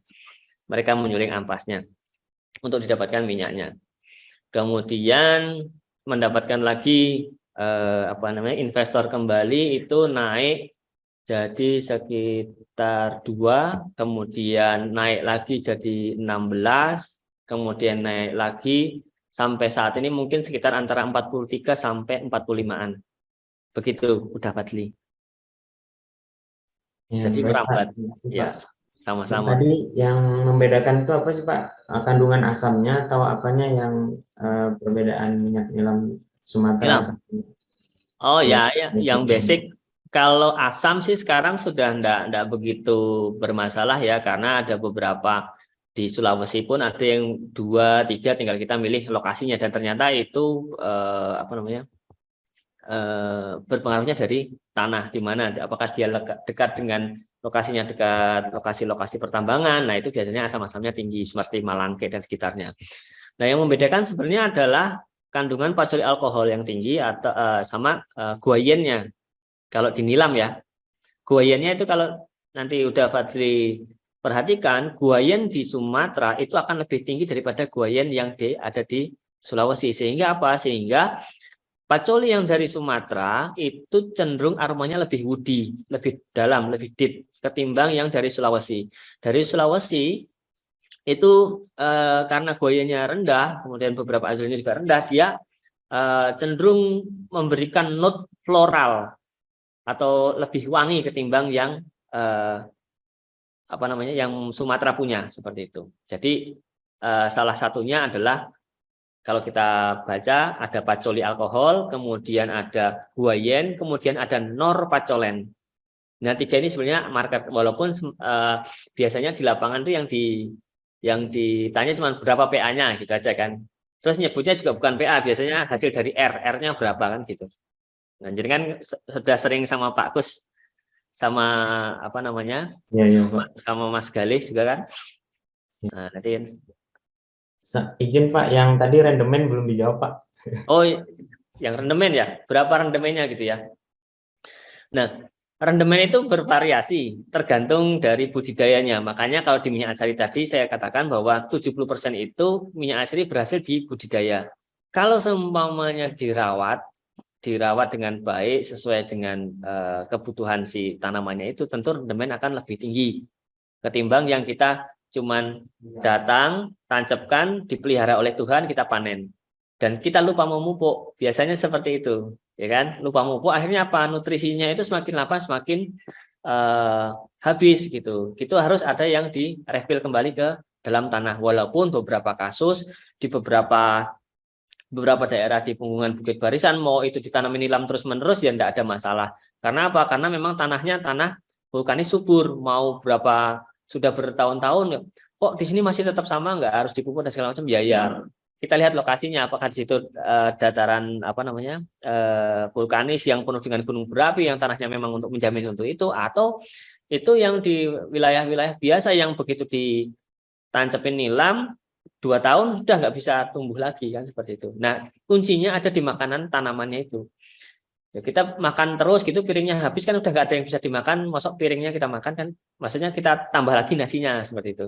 Nasi baru bisa kita makan kembali. Begitu udah Fadli. Kalau rendemen sih tergantung dari perawatan dan pemeliharaan. Ya, Dan itu bervariasi juga rendemen itu. Gitu. Baik, terima kasih Pak. Sama-sama. Ya, mudah-mudahan giginya lekas sembuh. Udah sembuh kok. Nah, ya. Oke. Ya, terima kasih. Assalamualaikum. Assalamualaikum. Ada lagi? Ada lagi mungkin dari teman-teman? Atau mau langsung di turunannya itu bisa dilakukan. Apalagi misal kayak udah Fadli itu tadi sudah terbiasa menggunakan fraksinasi ya, kenapa enggak pakai ke arah itu gitu. Tadi belum ada yang saya sebut juga, saya juga sama teman-teman Mas Izam setelah dari Nusa Rumah kami mendirikan Aromatindo ya Mas, udah Fadli mungkin udah tahu juga. Oke. Mungkin itu Pak, step-step bisnisnya sih. Kalau saya mulainya dari PKM. Sama basicnya dari CEOS ya, dan kimia UI itu aja. Jadi alhamdulillahnya apa yang saya pelajari di kampus itu inline dengan mata pencaharian saya sampai saat ini. Dan saya rasa teman-teman baik yang masih S1 atau yang sudah magister itu bisa juga berusaha di satu line yang sama, karena di kimia itu kita nggak terbatas cuman distilasi aja. Jadi banyak sekali usaha-usaha yang teman-teman bisa terapkan yang basicnya itu menggunakan keahlian-keahlian kimia. Dan hampir sebagian besar yang maupun itu misal di pangan ya, kan mungkin yang lebih fak adalah teman-teman di teknologi pangan. Tapi sebenarnya di kimia pun ada kimia pangan kalau tidak salah dulu kita belajar itu bukunya aja Pak F.G. Winarno kalau nggak salah. Saya masih ingat sekali, ya, dosennya juga Pak Tatang. Ya, banyak sekali kimia pangan itu bisa kita bisa jadi usaha ya, misal bikin teh kombucha itu masuk ke biokimia, kemudian bagaimana membuat mie lebih kenyal atau tahu lebih kenyal itu juga ada proses di sana. Memang namanya kimia, tapi kan ada yang natural, produk-produknya itu bisa kimia. Atau misal kayak kemarin bikin hand sanitizer kan teman-teman bisa, pas alkoholnya langka, lah kenapa kita nggak pakai misalnya arang batok kelapa itu kan asap cair batok kelapa itu kan formaldehid. Daripada alkohol untuk membunuh bakteri, saya rasa di jurnal-jurnal yang saya temukan 30% lebih ampuh itu, walaupun baunya ya rada begitu ya kan gitu. Tapi kan itu bisa diakali gitu. Kita sebagai kimiawan itu yang penting mengerti konsep yang diajarkan dosen-dosen kita itu, kita mengerti, paham, jangan kita kejar hanya pada nilai ulangannya aja, maksudnya nilai ujiannya aja, tapi kita paham apa yang diberikan tuh. Misal stoikiometri, stoikiometri itu kan perhitungan, berarti bisa kita gunakan untuk apa? Ternyata semua yang berhasil dengan itu harus dengan stoikiometri. Nah, itu kan berguna sekali. Kemudian kalau di saya ada distilasi, kemudian ada fraksinasi, kemudian ada pereaksian-pereaksian lain, itu yang saya pahami bahwa mereaksikan ini dengan ini bisa dengan menggunakan alat ini. Nah, itu yang saya coba pahami, dan itu diaplikasikan ke industri yang saya geluti. Nah, nanti setelah kita paham konsep, maka kita akan mencetuskan pilot project. Kemudian habis itu dari pilot project kita naik ke yang advance-nya. Jadi di scale up ke ranah industri dari 5 mili, 20 mili, 100 kilo, 1 ton. Nah, itu yang teman-teman harus kuasai pertama itu di konsep. Jadi paham apa yang akan dilakukan, di mana naruh barangnya, di mana hasil keluarnya itu teman-teman harus paham. Mungkin itu kimia itu bukan ilmu yang sempit, tapi ilmu yang cukup luas, tinggal tergantung kreativitas teman-teman menemukan pola dan aplikasinya itu mau ditaruh di mana. Itu yang alhamdulillah saya rasakan. Saya lulus, walaupun saya lulusnya agak telat ya, harusnya saya lulus itu 2008, tapi karena 2 tahun saya nyuling di Sulawesi ya, jadi wisudanya agak telat. Oke, itu ya. Kalau ada lagi yang mau ditanyakan silahkan. Mas Ano itu kan nggak selalu untung loh Mas. Oke. Pernah di titik nadir dulu ya. Mungkin kira kemudian bagaimana mengatasinya gitu ya. Mungkin bisa cerita pada saat apa tuh lagi rugi gara-gara apa gitu ya. Kemudian bagaimana untuk up-nya lagi gitu ya. Karena bisnis minyak asiri ini kan seperti itu ya. Kalau kita tidak berkolaborasi atau bersilaturahmi, nampaknya ada peran atau potensi untuk merugi gitu ya. Enggak Mas. Jadi kalau yang rugi terbesar tuh biasanya itu ditipu orang Pak Teh. Jadi kita ditipu, dananya itu pasti dilarikan. Kalau itu masih terkait produk ada minyaknya, itu kita masih bisa kita akalin sebagai kimiawan, itu masih bisa kita recall gitu. Entah itu ada petnya, ada apa, itu masih bisa kita recall. Tapi kalau umpamanya dananya itu di bawah orang lain atau kita ditipu atau segala macam, itu yang agak susah. Dan itu pernah saya alami itu 2 kali. yang terbesar itu 2017. Sampai saat ini pun masih menggantung ya. Jadi saya anak kimia masuk ke minyak atsiri, selain belajar budidaya, akhirnya sekarang saya belajar hukum juga terkait yang itu. Kalau yang pertama itu saya masih usia 19 tahun Pak Teh. Seingat saya itu saya masih kuliah waktu itu, masih kuliah, megang uang 36 M itu kan lumayan besar ya. Terus jadi jumawa dan segala macamnya itu. Terus tiba-tiba tuh hilang seketika dalam 1 hari itu. Ya hampir bicara sama sulingan Pak Teh, maksudnya. Kita itu akhirnya ya waktu itu Bapak masih ada, saya pulang, terus Bapak bilang, loh itu kan kamu tadinya juga nggak punya apa-apa, sekarang hilang ya udah cari lagi kan gitu. Akhirnya ya oke, akhirnya saya kembali lagi, dan dari situ saya mulai semangat kembali lagi. Nah, kalau di teknisnya yang ada minyaknya itu kadang begini Pak Teh. Kita nyuling misalnya pala, mungkin Mas Solik ini pernah megang sulingan kita juga di Ciamis. Itu ketelnya itu harusnya target kita 10%. Ternyata keluar cuma 8%, 7% kan kita udah rugi 2-3%. Dan itu kalau di 1 kali penyulingan pala itu cukup kerasa Pak Teh. Jadi terendah pala itu saya rugi 1 kali sulingan itu 250.000, tertinggi 106 juta.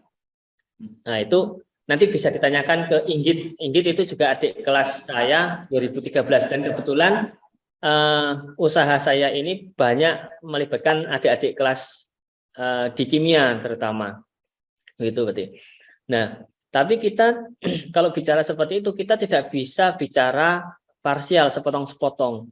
Nah, kadang kita memang dapat rendemen yang kecil, tapi kita juga pasti mendapatkan rendemen yang cukup tinggi, 12% sampai 16% kita juga dapat gitu. Nah, maka biasanya saya akan average-kan kita rata-ratakan di situ. Nah, kita nanti bisa dapat berapa sebenarnya harga akhirnya, untung atau rugi itu setelah kita average semuanya.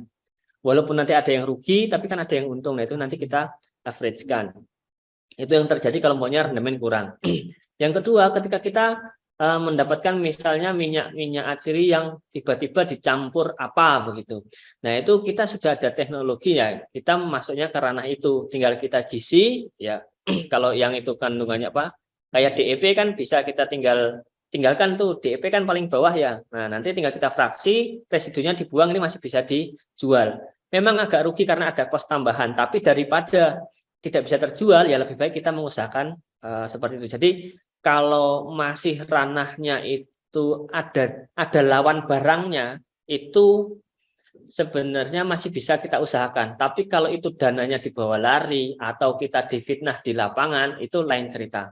Biasanya yang terbesar agak menguras energi dan pikiran adalah yang tadi, yang dibawa kabur, yang sebetulnya sosialnya. Jadi kalau teknis kita di kimia prosesnya itu, insya Allah teman-teman yang lulusan kimia ataupun teknik kimia ataupun di D3 analis bisa menyelesaikan masalah itu. Tapi kalau yang sosial ini kita harus pinter-pinter mengasah bagaimana kita harus mengasah kemampuan berhahahihi, kemudian bagaimana kemampuan ngalem orang, mengambil hati orang, itu yang tidak diajarkan di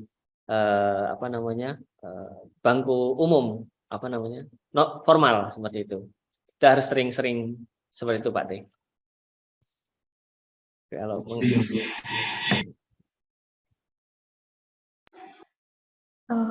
mungkin terakhir nih Mas, beberapa waktu lalu teman-teman itu mencoba untuk menyuling gitu, mencoba untuk bisnis atsiri.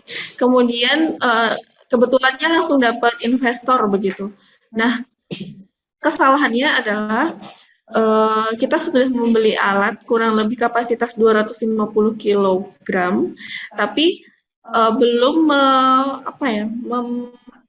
memastikan bahwa alat itu tuh berjalan dengan baik gitu. Alhasil ada kebocoran dan lain sebagainya dengan kapasitas yang begitu besar gitu. Kalau kita mau beli alat itu gimana sih caranya Mas Ano untuk memastikan bahwa alat kita tuh sesuai gitu loh. Oke. Ya, ini jahe juga nih kayaknya. Saya pernah dengar beritanya kalau nggak salah. Iya. Ya, jadi kalau di minyak asri itu ya selenting ada muncul dikit itu insya Allah terdengar apa namanya. Oh, di mana. Nah, kalau yang pahami kasus yang terjadi seperti itu, sebenarnya teman-teman waktu itu harusnya tidak terburu-buru untuk membuat ketel terlebih dahulu seperti yang saya bilang tadi. Walaupun jahe bisa kita dapatkan dari mana saja, tapi teman-teman cukup kalau bisa di awal itu adalah satu menentukan dulu spesifikasi yang dibutuhkan oleh buyer. Karena teman-teman bisa nanti pakai kukus atau rebus, tergantung itu mau pakai ampas atau mau pakai yang fresh. Nah, dari situ bisa kita cari informasi dulu sebenarnya. Dan sebenarnya di kampus itu ketel kita yang di Ceos itu bisa digunakan untuk jahe. Karena itu bagian dari uprek-uprekan saya yang skripsi jahe itu ya. Nanti bisa ke sana dulu awalnya harusnya. Karena apa? Begitu teman-teman dapat uang dari investor, kemudian dibelikan peralatan yang itu notabene adalah mati ya. Dalam artian begitu sudah dibelikan peralatan, udah kita nggak bisa dirubah-rubah lagi gitu. Dan yang namanya alat minyak atsiri itu tidak bisa kita sekali pasang jadi tidak ya, itu ada yang namanya commissioning. Jadi setelah kita beli kemudian kita install, kita commissioning. Nah, commissioningnya seperti apa? Commissioningnya yaitu ada trial dan error, dan itu pasti. Nah, kalau umpamanya teman-teman sudah keluar habis untuk peralatan dulu dan ternyata kok tidak sesuai dengan feasibility studinya, ya otomatis si dana ini akan tergerus di commissioning ini sampai mendapatkan produk yang sesuai gitu. Saya rasa kebanyakan habisnya di trial dan errornya. Seperti itu. Jadi kalau memang ada investor lagi, lebih baik sewa dulu. Tapi karena sudah beli alatnya, ya alatnya ini yang dioprek-oprek. Kalau ini saya buka kepada teman-teman, di Ceos itu dulu Prof. Harjono, Pak Rianto, Pak Arso, Pak T, Mas Torik, itu nguprek-nguprek alat itu macam-macam. Karena saya di Ceos itu waktu itu di lapangannya, begitu dosen saya bilang, "No, rubah," ya saya rubah. Dirubah begini kurang bagus, dirubah lagi sampai menghasilkan yang paling optimal. Walaupun akhirnya teman saya tadi ya dibajak sama Mas Yayan ya, tapi tidak masalah lah, itu harga dari sebuah riset ya. Dalam artian ada ininya gitu. Karena setiap hari yaitu dari saya nggak bisa ngelas sampai saya bisa ngelas. Jadi banyak sekali ketika nyemplung di minyak atsiri ini, saya nggak bisa tani jadi tani, saya nggak bisa ngelas jadi bisa bikin bejana bertekanan dan segala macam, menghitung sampai neraca massa, sampai sekarang juga malah jadi teknik kimia juga belajar gitu kan. Jadi banyak sekali dan itu ya memang harusnya tidak dibatasi ya, ilmu Allah itu luas ya, monggo. Kalau di dunia ya dibatasi perjurusan-perjurusan, tapi begitu masuk ke ranah dunianya ya udah itu sama aja ilmunya kita dalami. Gitu. Jadi kalau besok lagi kalau dapat investor ya sudah. Kalau sudah ada alatnya ya sudah tinggal pakai. Seperti itu. Kalau ini bagaimana alatnya ya, alat itu tergantung kebutuhan kita. Terus modelnya itu seperti apa? Apakah jenengan itu mau direbus atau mau dikukus kan gitu, mau yang fresh atau mau yang ampas. Itu modelnya agak beda-beda seperti itu. Kemudian apakah dengan pengaduk atau tidak, vakum atau tidak, ya itu tergantung kebutuhan. Nah,